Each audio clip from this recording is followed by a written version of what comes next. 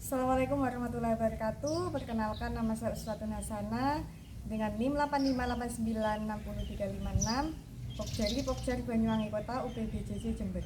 Di sini saya akan menjalankan tugas matkul praktikum IPA JSD modul 1, mengamati ciri-ciri makhluk hidup. Untuk makhluk hidup yang pertama yaitu kucing.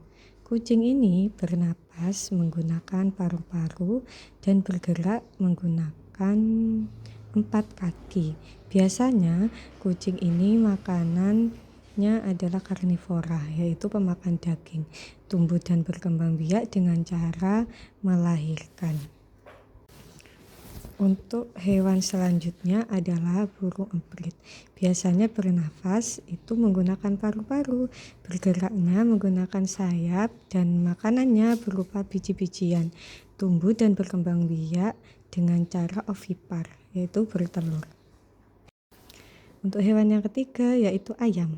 Ayam ini bernapas menggunakan paru-paru, bergerak menggunakan kakinya, memiliki sepasang kaki. Terus untuk makanannya termasuk pemakan segala, omnivora, tumbuh dan berkembang biak dengan cara ovipar, yaitu bertelur. Untuk hewan selanjutnya yaitu lebah. Lebah bernafas menggunakan trakea, bergerak dengan menggunakan sayapnya. Untuk makanannya itu biasanya dengan nektar atau serbuk sari dari bunga.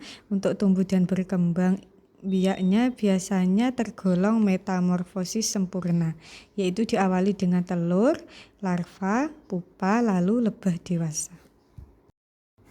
Selanjutnya yaitu hewan burung unta. Burung unta ini biasanya bernafas menggunakan paru-paru, bergerak dengan kedua kakinya. Untuk makanannya termasuk pemakan segala, yaitu omnivora, tumbuh dan berkembang dengan cara ovipar, bertelur. Untuk yang selanjutnya itu ciri-ciri makhluk hidup pada tanaman. Tanaman yang saya pilih ini ada 5 macam, yaitu pohon kelor, pohon pepaya, pohon sirsak, pohon kelapa, dan pohon jambu. Untuk tanaman sendiri berbeda dengan hewan. Tanaman itu bernapasnya menggunakan stomata. Terus untuk bergerak itu dibedakan menjadi 3 macam. Ada fototropisme, geotropisme, dan stigmotropisme. Untuk fototropisme itu biasanya ujung batang dan daun mengarah ke sumber cahaya. Kalau untuk geotropisme biasanya geraknya terjadi pada akar yang bergerak menuju pusat bumi untuk mencari air. Dan yang ketiga itu ada stigmotropisme, yaitu batang dan daun yang tumbuh menyesuaikan arah angin atau hambatan lainnya. Kalau untuk makanannya sendiri, tumbuhan itu tergolong ke dalam organisme autotrof, yaitu dapat membuat makanannya sendiri dengan cara fotosintesis. Dan cara fotosintesis ini biasanya memerlukan cahaya matahari maupun air.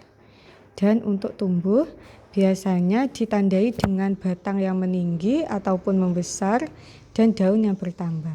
Dan untuk berkembang biasanya tanaman ini muncul bunga, buah, dan juga biji.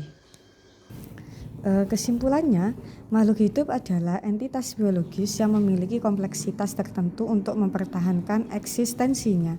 Dan jika dikategorikan, makhluk hidup itu harus memiliki ciri-ciri yang sudah saya sebutkan tadi. Di antaranya yaitu makhluk hidup itu bernafas, bergerak, memerlukan makanan dan minuman, tumbuh, dan juga berkembang.